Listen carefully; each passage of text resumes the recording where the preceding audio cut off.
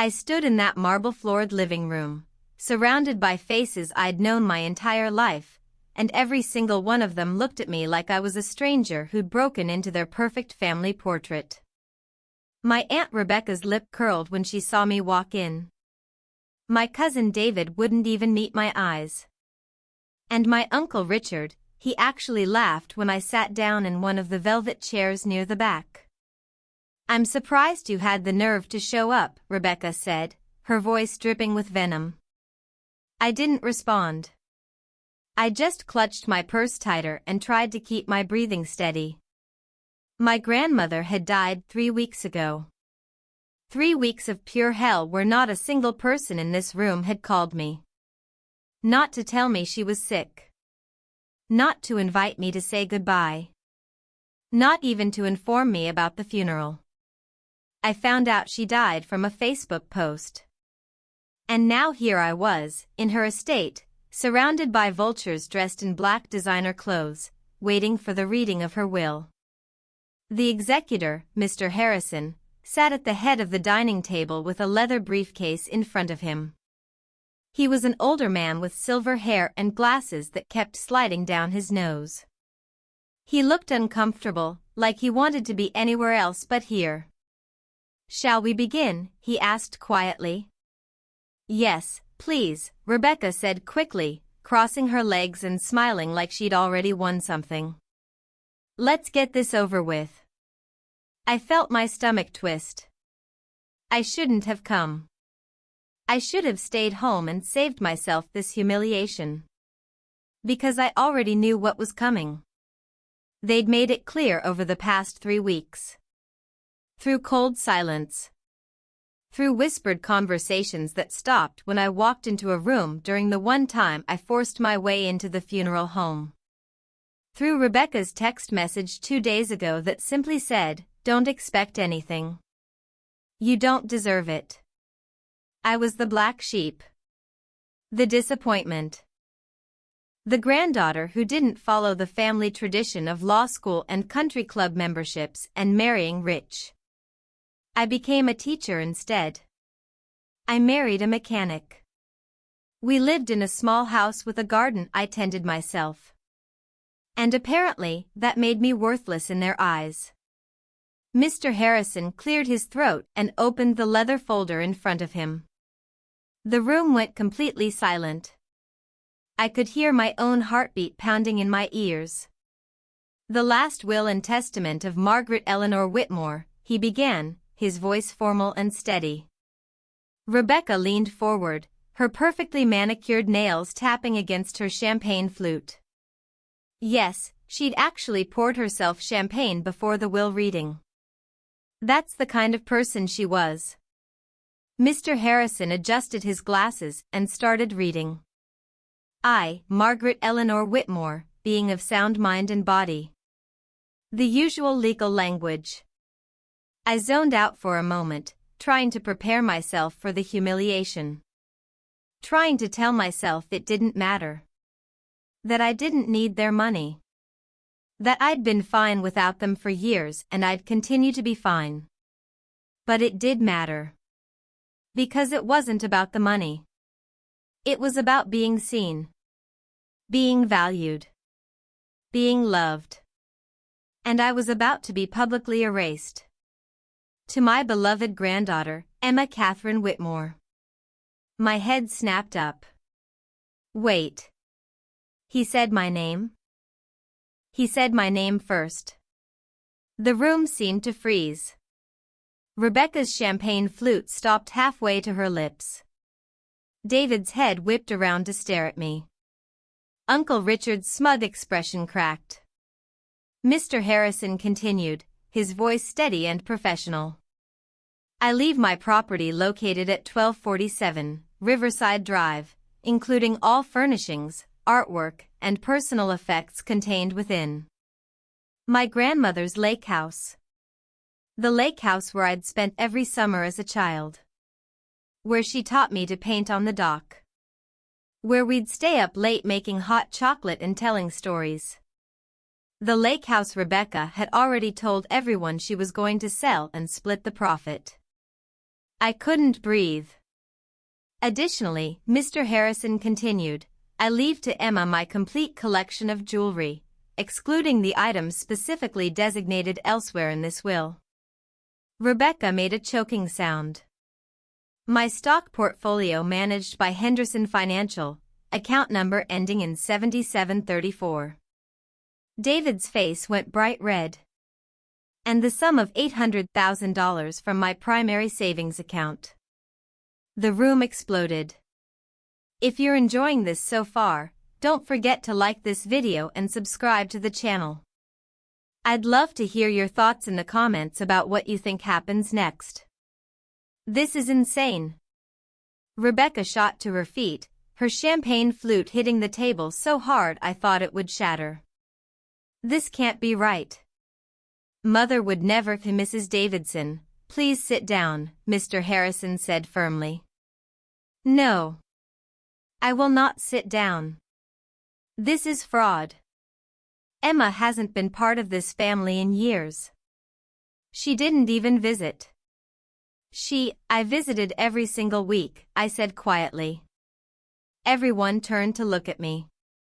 My voice was shaking, but I forced myself to continue. Every Tuesday afternoon. For the past 5 years. While all of you were too busy with your careers and your trips to Europe and your golf tournaments. Rebecca's mouth opened and closed like a fish. That's a lie, she finally spat. Is it? I looked at Mr. Harrison. The visits are documented, aren't they? He nodded slowly. Mrs. Whitmore kept detailed records. She mentioned Emma's visits specifically in several conversations we had while drafting this will. I felt tears burning behind my eyes, but I refused to let them fall. Not here. Not in front of these people. She also left letters, Mr. Harrison added, pulling out a stack of sealed envelopes from his briefcase. To be distributed after the reading. He handed me one. The envelope was cream-colored, expensive paper, and my name was written across it in my grandmother's elegant handwriting. My dearest Emma. I clutched it to my chest. This isn't over, Rebecca hissed, grabbing her purse. We'll contest this. We'll fight it. You don't deserve a single penny, and everyone in this room knows it. Actually, Mr. Harrison said calmly, Mrs. Whitmore anticipated that. Which is why she included a no contest clause. Any beneficiary who challenges this will forfeit their inheritance entirely. The color drained from Rebecca's face. You're lying. I assure you, I'm not. It's standard language, and Mrs. Whitmore was very insistent on including it.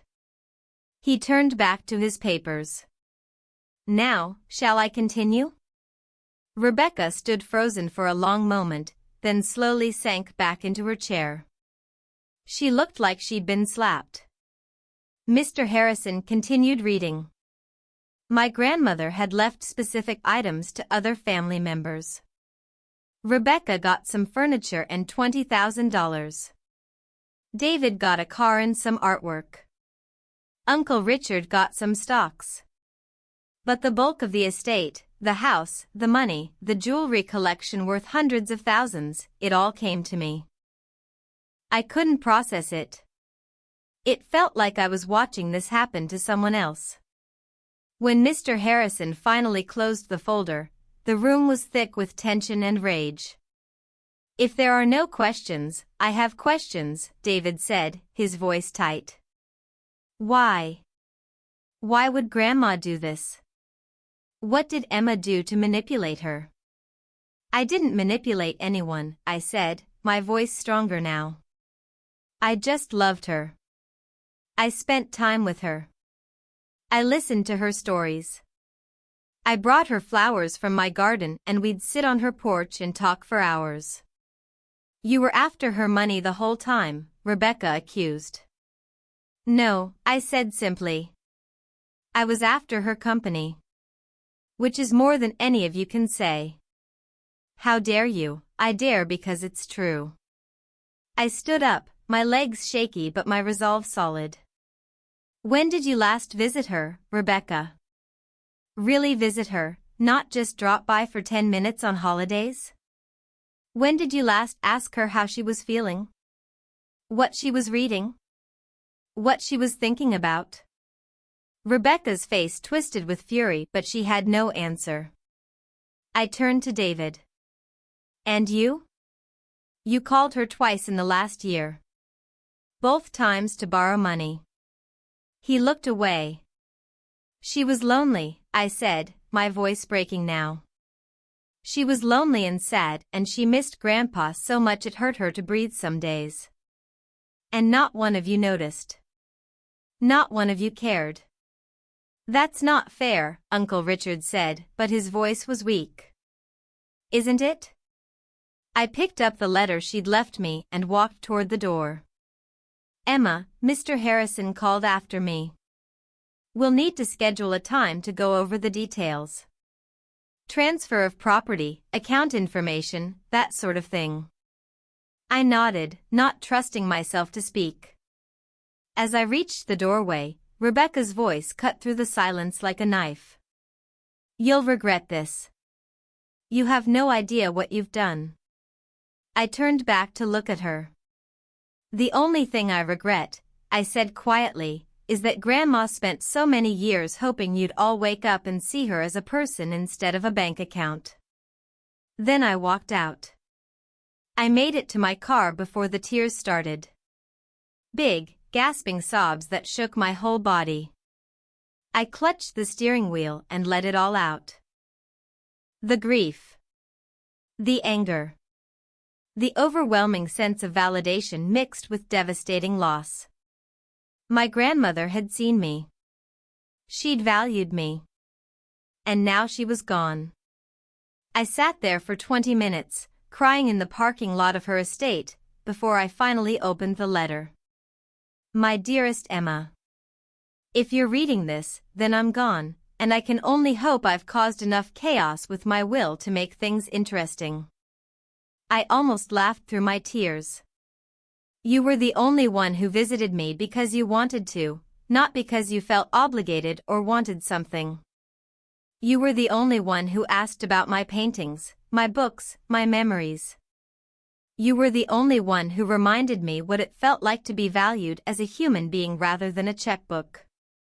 The others will be angry. Let them be. Their anger is born from guilt, and they've earned every ounce of it. I left you the lake house because I know you'll fill it with love and laughter the way we used to. I left you the jewelry because I want you to have beautiful things that remind you you're worthy of beauty.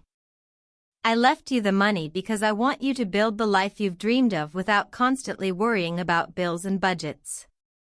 But most importantly, I left you these things because you're the only one who would cry at my funeral, not because I'm gone, but because you'll genuinely miss me. Live well, my darling girl. Paint on the dock. Plant flowers. Teach your students to love learning the way you taught me to love life again in my final years. And don't let them make you feel guilty for accepting what you've earned through simple, honest love. All my love, forever, Grandma. I pressed the letter to my chest and sobbed. The next few weeks were a blur of paperwork and lawyer meetings and hostile phone calls from family members I'd started blocking one by one. Rebecca tried everything. She hired a lawyer who sent threatening letters. She tried to claim my grandmother had dementia, despite medical records proving otherwise. She even showed up at my house once, screaming on my front lawn until my husband Jake threatened to call the police. But the will was ironclad. Margaret Eleanor Whitmore had known exactly what she was doing. 2 months after the funeral, I stood on the dock of the lake house, watching the sunset paint the water gold and pink and orange. Jake came up behind me and wrapped his arms around my waist. "You okay?" he asked softly. "Yeah," I said, and meant it. "Yeah, I think I am." The house was exactly as I remembered it. Cozy and warm and filled with memories of long summer days and late-night conversations. I'd already started moving some of our things in. We were going to sell our small house in the city and make this our home. I'd also started going through my grandmother's paintings.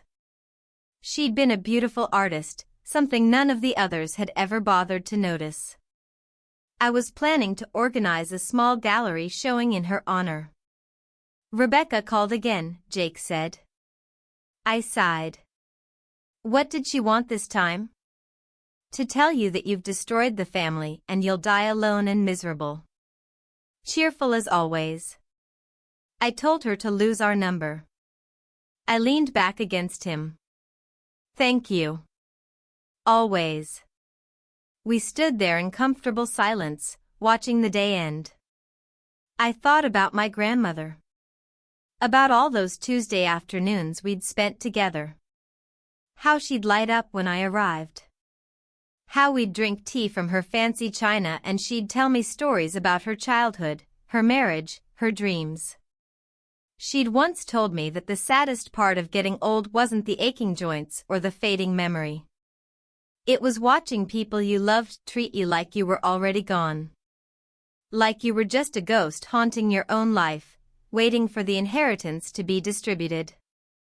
But I'd never treated her that way. And she'd known it. 3 months later, I was in the attic of the lake house, sorting through old boxes, when I found something that changed everything. A journal. My grandmother's journal. I sat down on the dusty floor and opened it, and what I found inside made my blood run cold. The entries started 5 years ago. Right around the time I'd started visiting weekly. March 15th. Emma came today. She brought tulips from her garden. Rebecca called to ask if I could help with David's tuition again. Didn't ask how I was. Just money. Always money. April 2nd. Emma and I painted by the lake. She's getting quite good.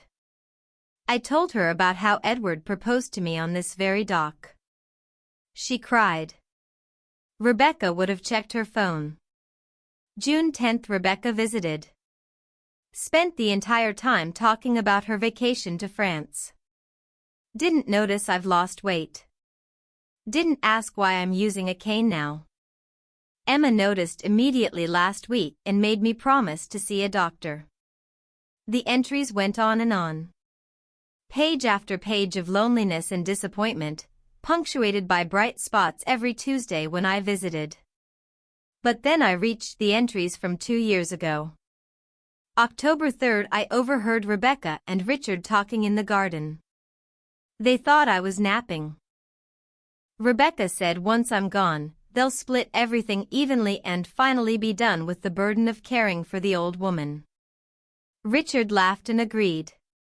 They discussed selling this house within a week of my funeral. This house where I've lived for 40 years. Where I raised my children. Where Edward died in my arms. They can't wait for me to die. I sat there, staring at those words, feeling sick. October 10th. I called Mr. Harrison today. Changed my will. Rebecca and Richard will get what they deserve. Emma will get what she's earned. I feel lighter already. November 22nd. Emma brought Jake today. Such a kind man. They held hands while we talked and looked at each other with such love. This is what family should be. This is what I wanted for all my grandchildren. But Emma is the only one who found it. The only one who chose love over money and status. I'm so proud of her. And then, the final entry. January 8th. I'm tired. So tired. The doctor says I have months, maybe weeks. I haven't told anyone except Emma. She cried and held my hand and promised to visit more often. The others don't know I'm dying. They won't know until I'm gone. But that's fitting, isn't it? They stopped seeing me as a living person years ago. Emma is the only one who still looks at me and sees Margaret. Not Grandma's money or the inheritance or the burden. Just Margaret. A woman who loved and lost and lived and learned. Emma sees me. And for that, she gets everything. I closed the journal and pressed it against my chest, tears streaming down my face. She'd known. She'd known what they were saying. What they were planning. And she'd outmaneuvered them all. I took the journal downstairs and showed Jake. He read it in silence, his jaw getting tighter with each page. "They're monsters," he finally said. "They're family," I corrected sadly. "Not anymore, they're not." He was right. The phone calls had finally stopped. Rebecca had given up trying to contest the will after her lawyer told her she had no case. David had unfriended me on all social media. Uncle Richard had sent one final nasty email that I'd deleted without reading. They were out of my life. And I was surprised to find that I felt relieved. That night, I sat on the dock under the stars and thought about everything that had happened. About how my grandmother had been called a burden by her own children while she was alive. About how they'd planned to sell her house before her body was even cold. About how they'd expected to inherit everything while putting in zero effort to actually know her as a person. About how their greed and callousness had backfired spectacularly. And about how love, real love, the kind that shows up every Tuesday with garden flowers and asks, "How are you feeling today?" That kind of love had won in the end. 4 months later, I received a phone call from Mr. Harrison. "Emma, I have something you need to know," he said, his voice serious. My stomach dropped. "What is it? Is something wrong with the estate?" "No, nothing like that. But I received a call from Rebecca's lawyer today." I groaned. "What does she want now?" "She's broke."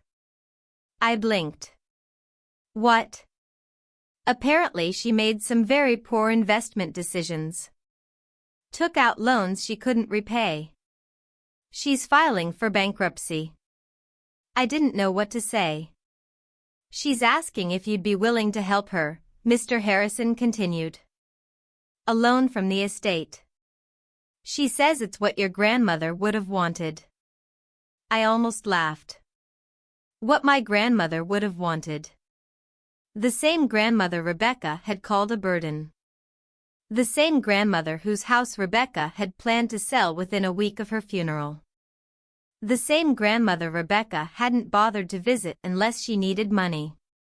"No," I said simply. "I thought you'd say that." "I'll inform her lawyer." "Wait," I said. Tell her I'll help her on one condition." Mr. Harrison was quiet for a moment. "What condition?" "Tell her to read the journal.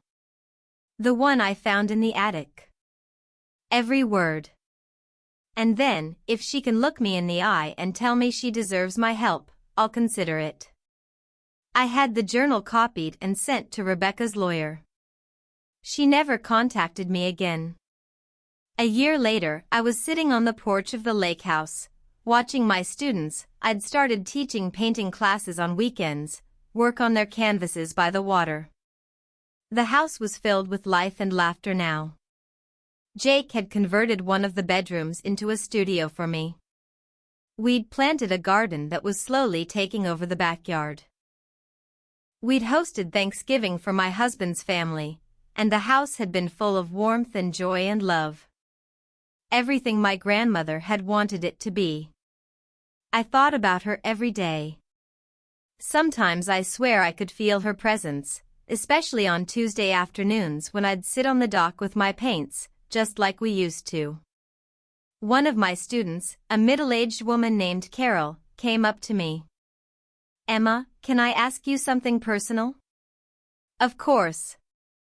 "This house. The way you talk about your grandmother. It's clear you loved her very much." I nodded. Did you know? When you were visiting her, spending all that time with her, did you know she was going to leave you everything?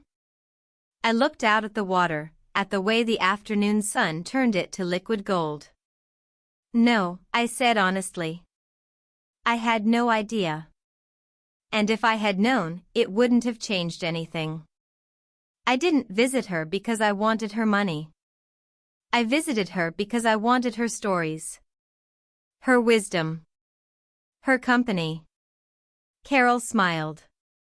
That's beautiful. It's simple, I corrected. It's just love. Real love. Not the kind that keeps a ledger of what's owed. Not the kind that treats people like ATMs. Just love. She nodded and went back to her canvas.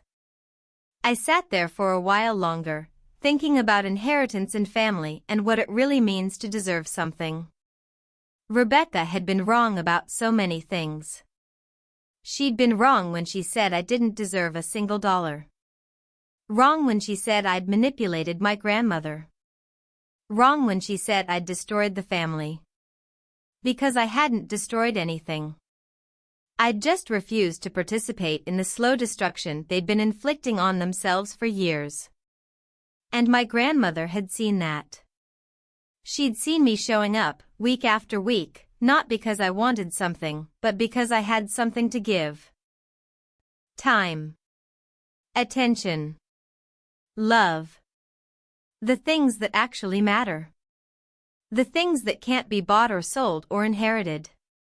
The things that make us human. That evening, Jake and I had dinner on the dock, our feet dangling over the water. Do you ever regret it? He asked. Taking the inheritance? Dealing with all the backlash? I thought about it for a long moment.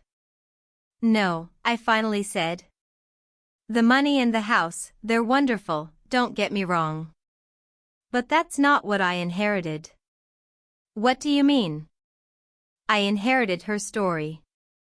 Her memories.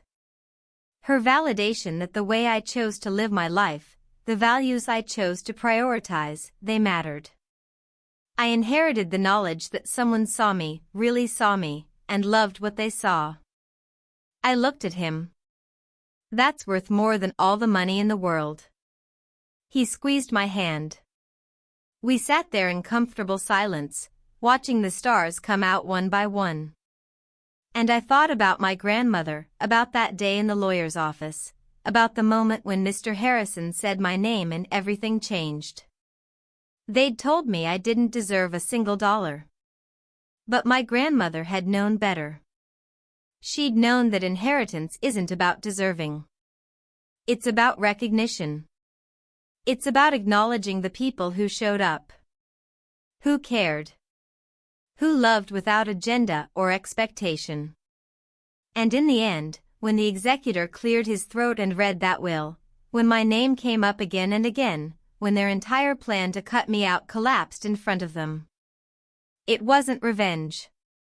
It was justice. The quiet, powerful justice of a woman who'd spent her final years being treated like a burden, who'd overheard her own children planning to divide up her belongings before she was even gone, who'd felt invisible and unwanted in her own family.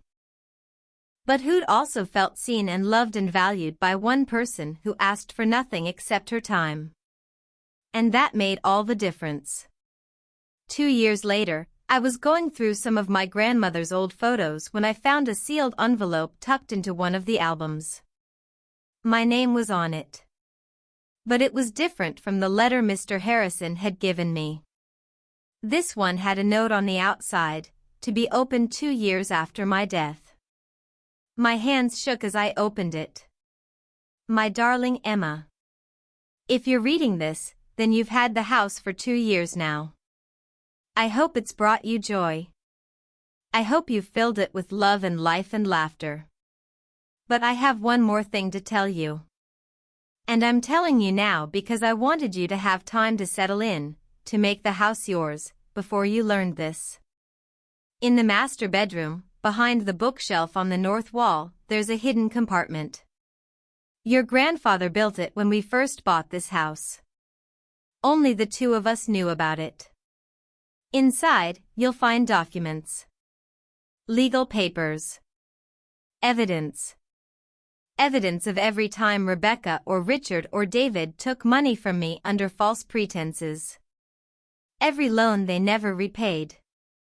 Every investment opportunity they pressured me into that somehow only benefited them. I kept records of everything. I want you to have them, not because I expect you to do anything with them, but because I want you to know the truth. I want you to understand that my decision to leave you everything wasn't just about love, though that was the primary reason. It was also about protection. I was protecting you from becoming like them. From learning their values. From inheriting their greed along with their DNA. And I was protecting my estate from being drained and divided and destroyed by people who saw it only as money, never as a life's work or a home or a legacy of love. Do with the documents what you will. I trust your judgment. But know this, you deserved every penny. Not because you were perfect. Not because you never made mistakes. But because you were present. You were kind. You were genuine. And in a family that prized appearance over authenticity, status over substance, and money over meaning. That made you revolutionary. I love you, always. Grandma, I sat there staring at the letter for a long time. Then I went upstairs to the master bedroom. The bookshelf was heavy, but I managed to pull it away from the wall enough to reveal a small panel. Behind it was a fireproof safe. It opened with a combination, my birthday. Inside were folders. Dozens of them. Each one meticulously labeled and organized. I pulled out the first one. Rebecca, loans never repaid. Inside were promissory notes, bank statements, email exchanges. Over $300,000 borrowed and never returned. All of it documented. All of it legally binding. The second folder was worse. Richard, elder financial abuse. Documents showing how Uncle Richard had pressured my grandmother into investing in his business opportunities that turned out to be failed ventures. How he'd used his power of attorney, which she'd given him before she got sick, to transfer money from her accounts into his own. Legally questionable. Morally reprehensible. And all documented. The third folder made me sick to my stomach. David, fraud and forgery. Evidence that my cousin had forged my grandmother's signature on checks. That he'd stolen jewelry and sold it, claiming she'd given it to him as gifts. I sat on the floor surrounded by evidence of betrayal and abuse and exploitation. My grandmother had known. She'd known everything. And she'd protected herself and me by documenting it all. I called Mr. Harrison the next morning. I found something, I said. Something important. When I showed him the documents, his face went pale. Emma, this is evidence of multiple crimes. Elder abuse. Fraud. Forgery. I know. You could press charges. You could sue. You could. I'm not going to do any of that, I said quietly. He looked surprised. You're not? No. But I want you to keep copies of everything. And I want you to send a letter to each of them, Rebecca, Richard, and David. What should the letter say? I thought about it for a moment. Tell them that I found my grandmother's evidence. Tell them that I know everything they did. Tell them that I'm choosing not to pursue legal action, but that if they ever contact me again, if they ever harass me or spread lies about me or my grandmother, if they ever try to claim they were good to her or that I manipulated her. I looked Mr. Harrison in the eye. Tell them I'll release everything. Every document. every piece of evidence. And I'll let the courts decide what happens next. He nodded slowly. That's very strategic. That's very necessary, I corrected. I don't want revenge. I just want peace. And I want them to leave me alone. The letters went out a week later. I never heard from any of them again. 3 years after my grandmother's death, I hosted a memorial art show at a gallery in town. I'd spent months preparing. I'd had all of her paintings professionally restored and framed. I'd written descriptions of each piece, including the stories she'd told me about them. The show was called Scene, The Art and Life of Margaret Eleanor Whitmore. Over 200 people came to the opening. Friends I'd invited. Students from my classes. People from the community who'd known my grandmother. Not a single member of her immediate family showed up. And I was fine with that. Because the people who did show up understood something my grandmother's children never had. That legacy isn't about money or property or material inheritance. It's about impact. Memory. Love that echoes beyond death. One of her paintings sold for $15,000. An art critic from the city newspaper wrote a glowing review. Several galleries expressed interest in showing more of her work. My grandmother, who'd been called a burden by her own children, was being celebrated as an artist.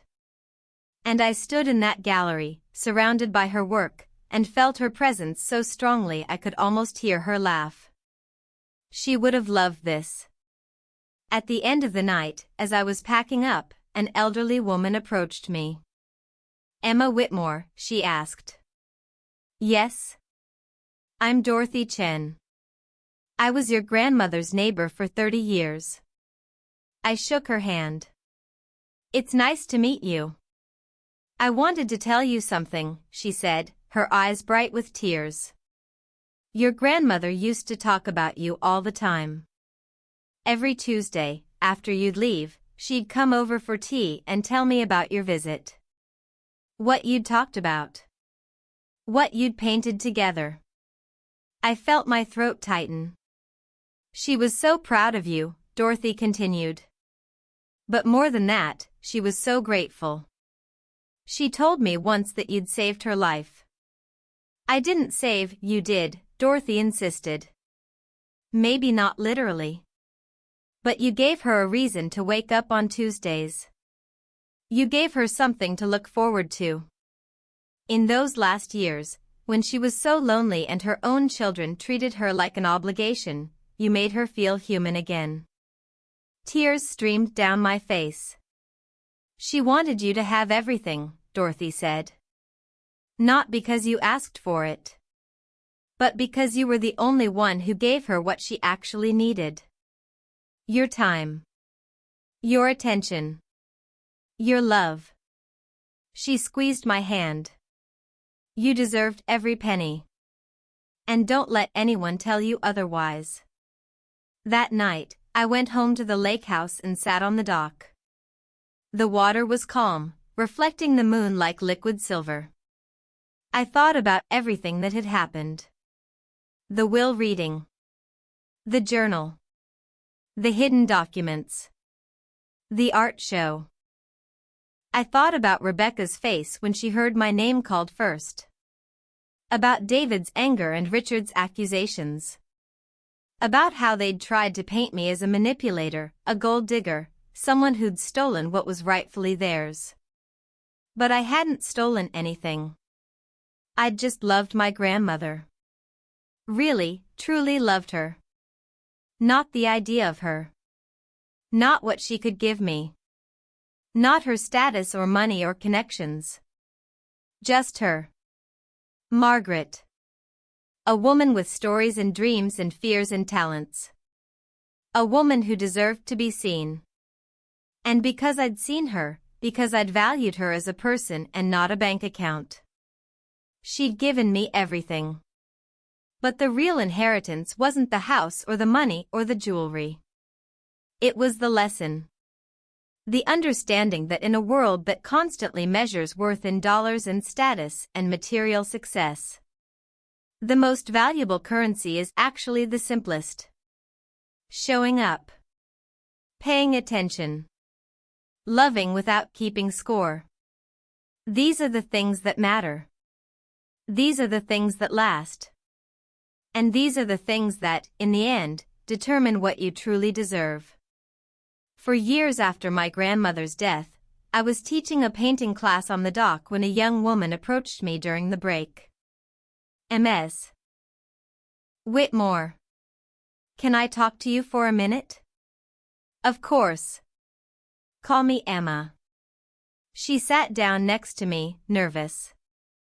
I saw the article about you in the newspaper. About your grandmother and the inheritance and everything that happened. I nodded, wondering where this was going. I'm in a similar situation, she said quietly. My grandfather has dementia. He's in a care facility. My parents visit once a month if that. My siblings never go. But I visit 3 times a week. I read to him. I bring him his favorite cookies. I hold his hand even though he doesn't always remember who I am. Her voice broke. And my family makes fun of me. They call it a waste of time. They say I'm trying to get in his good graces for the inheritance. They say horrible things about me behind my back. I reached over and squeezed her hand. And the thing is, she continued, I don't even care about the inheritance. I just love him. I just want him to know someone's there. That someone cares. But they've made me feel so guilty about it. Like I'm doing something wrong. You're not, I said firmly. You're doing the only thing that's right. But what if they're mad when he dies? What if there's a will and they blame me and let them be mad, I interrupted gently. Their anger is about their own guilt. Their own failure. Not about you. She looked at me with desperate hope in her eyes. You're not responsible for managing their emotions or protecting them from the consequences of their choices, I said. You're just responsible for being true to yourself and your values. For showing up for someone you love. That's it. That's all. But the inheritance doesn't matter. Whether you get something or nothing, whether they contest it or accept it, none of that changes the fact that you're doing the right thing right now. You're being present for someone who needs presence. You're offering love to someone who needs love. That has value regardless of what happens later. She was crying now. Keep visiting your grandfather, I said.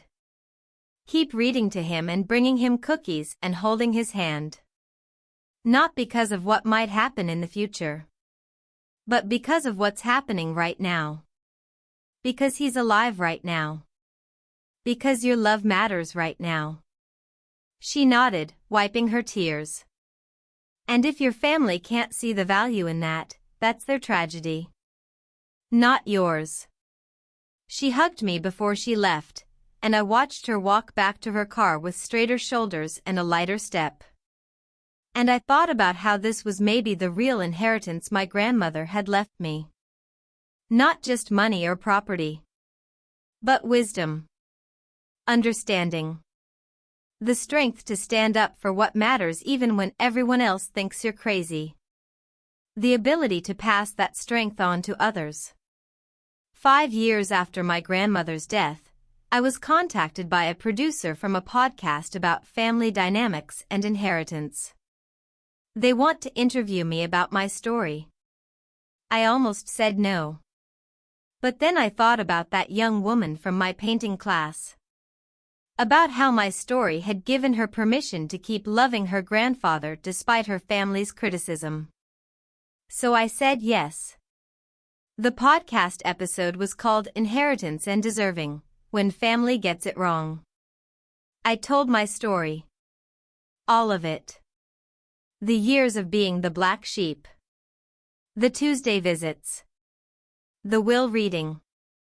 The aftermath. The response was overwhelming. Thousands of people reached out to share their own stories. People who'd been cut out of wills by families who thought they didn't deserve anything. People who'd been accused of manipulation for simply spending time with elderly relatives.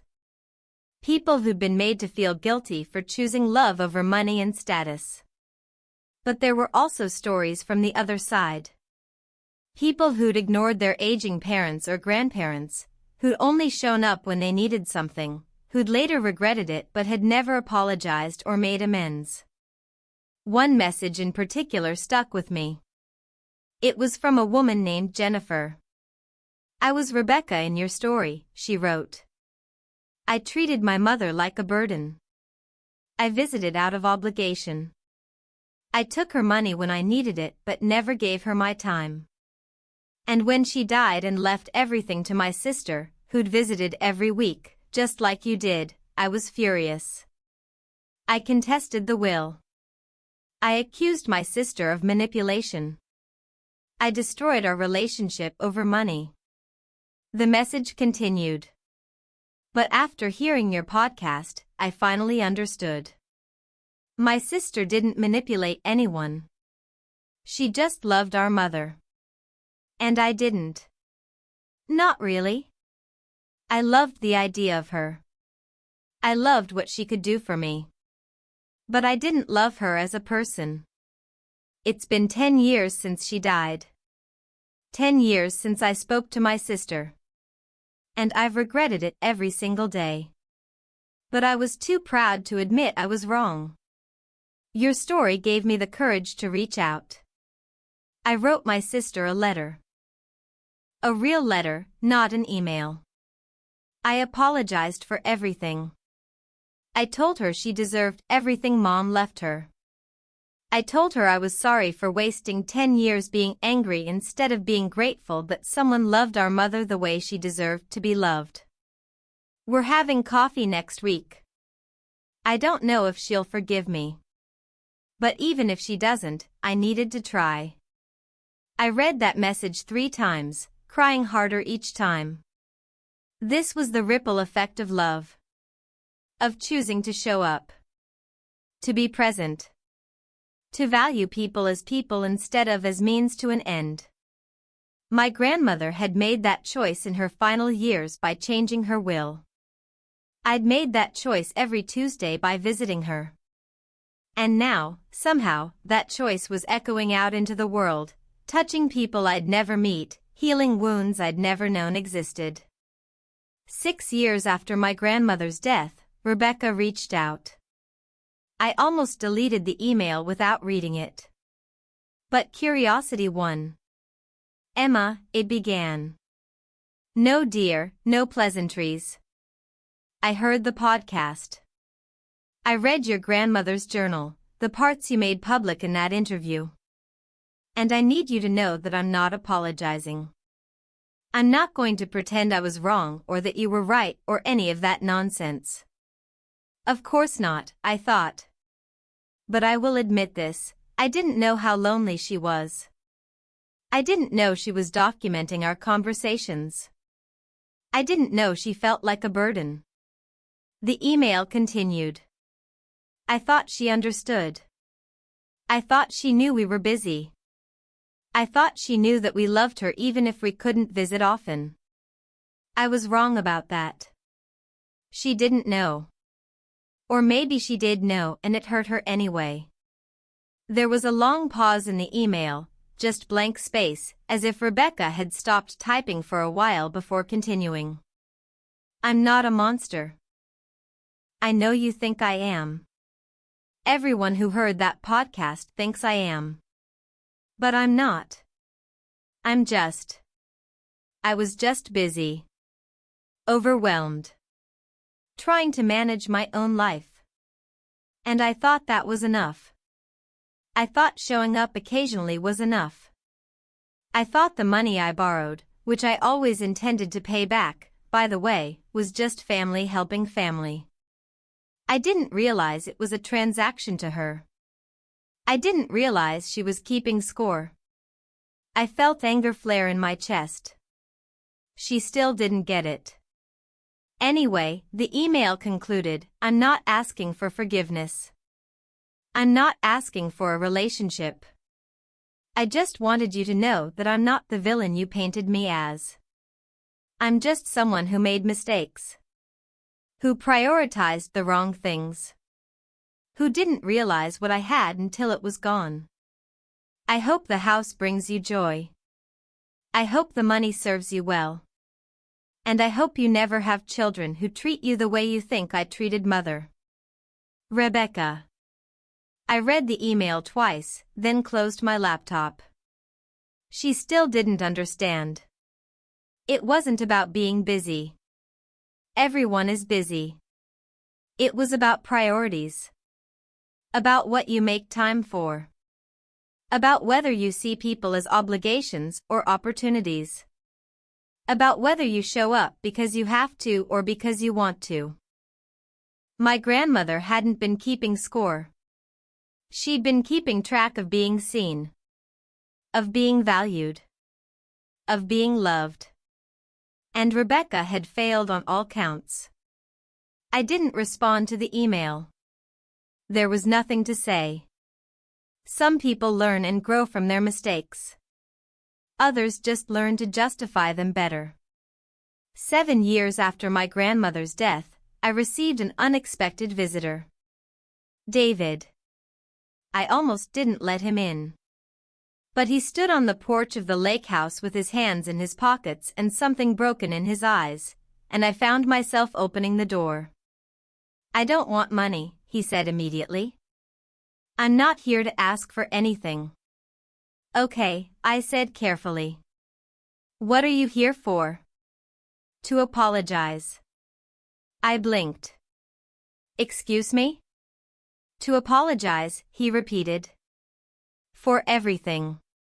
For the things I said after Grandma died. For the way I treated you. For the way I treated her." He looked out at the lake. "I've been in therapy," he said. "For 3 years now. Working through some stuff. And one of the things I've had to face is that I'm not a good person. Or, I wasn't. I'm trying to be better." I didn't know what to say. "I stole from her," he said quietly. "I forged checks. I took jewelry and sold it. And I told myself it was okay because I needed the money and she had plenty and she'd never notice. But she noticed." "She noticed," he confirmed. "She knew everything. And she still let me come to family dinners. She still smiled when she saw me. She still signed cards with love, Grandma, even though I was literally stealing from her." His voice cracked. "I don't understand that kind of love. I don't understand how she could know what I was doing and still love me." "That's what grandmothers do," I said softly. "No," he corrected. "That's what your grandmother did. Because she wasn't that person to me. I never gave her the chance to be."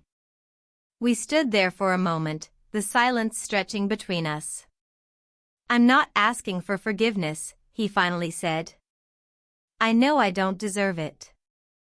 But I wanted you to know that you were right. Everything you said at the will reading. I was using her.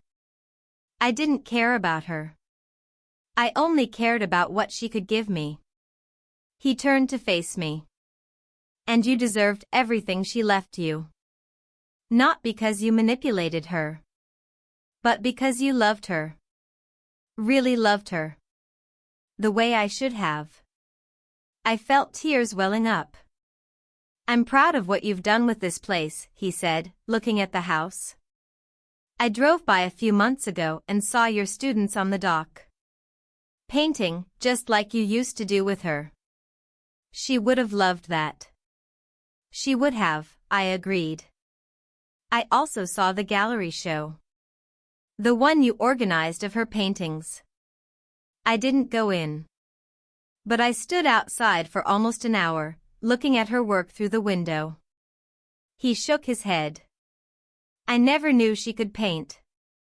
Isn't that terrible? I knew her my whole life and I never knew she could paint.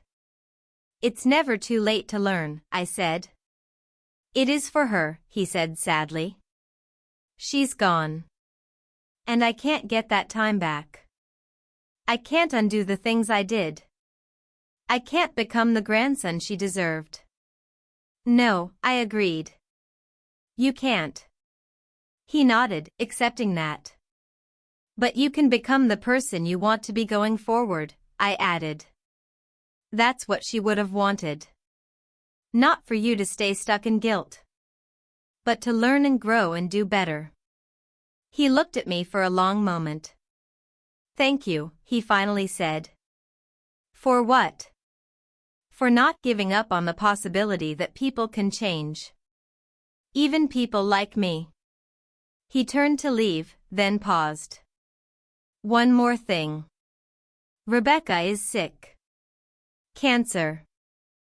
She probably won't make it another year. My stomach dropped.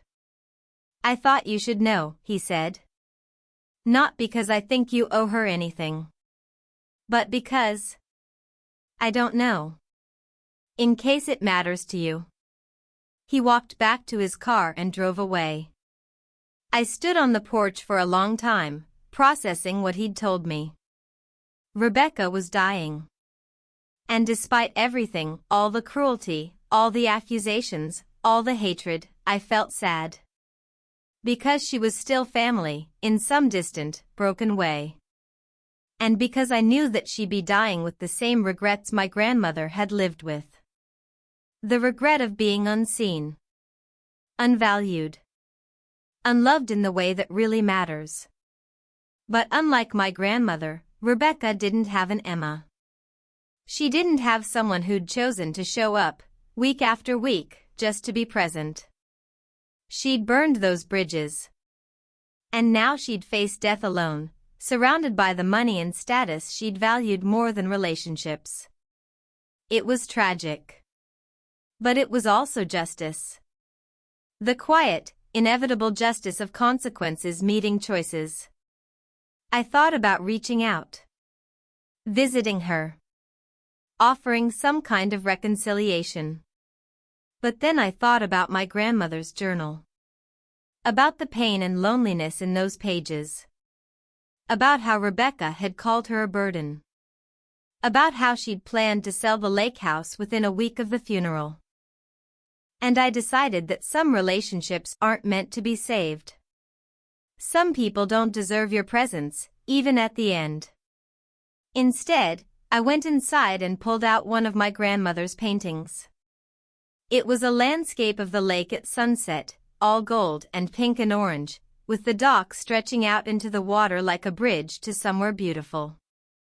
I hung it in the living room where I'd see it every day. And I thought about inheritance and deserving and the complicated algebra of family love. My grandmother had asked herself a simple question at the end of her life: who showed up? Not who promised to show up. Not who claimed to love her. Not who needed her money. But who actually, physically, consistently showed up. And the answer had been clear. Me. Just me. And so she'd left me everything. Not out of spite, though there was certainly an element of that. Not out of favoritism, though I was clearly her favorite. But out of recognition. She'd recognized what truly mattered.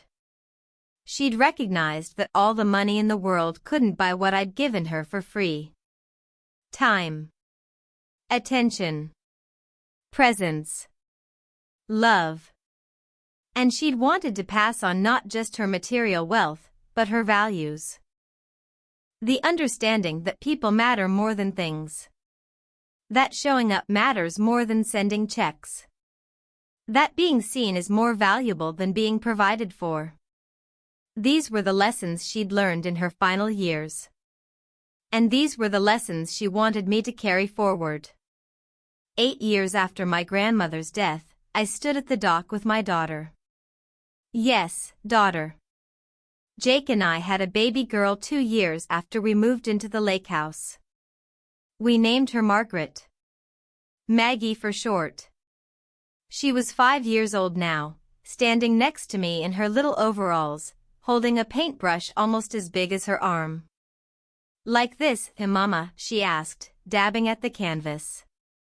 Perfect, sweetheart. Just like that. She painted with such concentration, her tongue sticking out slightly, her eyes focused. And I thought about my grandmother. About how she'd taught me to paint on this very dock. About how I was now teaching my daughter the same way. About how love and legacy pass down through generations, not through money or property, but through time spent and skills shared and values modeled. Maggie would never meet her great-grandmother. But she'd know her. Through the stories I told. Through the paintings on our walls. Through the house we lived in and the life we'd built here. Through the lesson I'd teach her, over and over, in 1,000 small ways, that the most valuable thing you can give someone is your presence. That showing up matters. That love without agenda is the only kind that lasts. And that when people try to tell you that you don't deserve something you've earned through simple, honest love, they're wrong. They've always been wrong. And they'll die never understanding what they missed. Mama, Maggie said, tugging on my sleeve. Tell me again about Great-Grandma Margaret. I picked her up and settled her on my lap, both of us looking out at the lake. Well, I began, she was an artist. And as I told the story, as I had 100 times before and would 100 times more, I felt my grandmother's presence. Not like a ghost. But like a legacy. Like love that had outlived death, transformed into memory and meaning and moments like this. And I realized that this, right here, right now, teaching my daughter to paint on the dock where my grandmother had taught me, this was the real inheritance. Not the money in the bank. Not the deed to the house. Not even the jewelry or the paintings or the material things. But this. The knowledge of what matters. The understanding of what lasts. The wisdom that in a world obsessed with deserving and earning and proving worth, the only thing that truly matters is whether you showed up. Whether you were present. Whether you loved. And whether that love made someone feel seen. Because in the end, when the executor clears his throat and reads the will, when names are called and legacies are distributed and families fall apart or come together, the only question that matters is this: did you show up? Did you really, truly show up? Not for what you could get, but for what you could give. And if you did, then you deserve everything.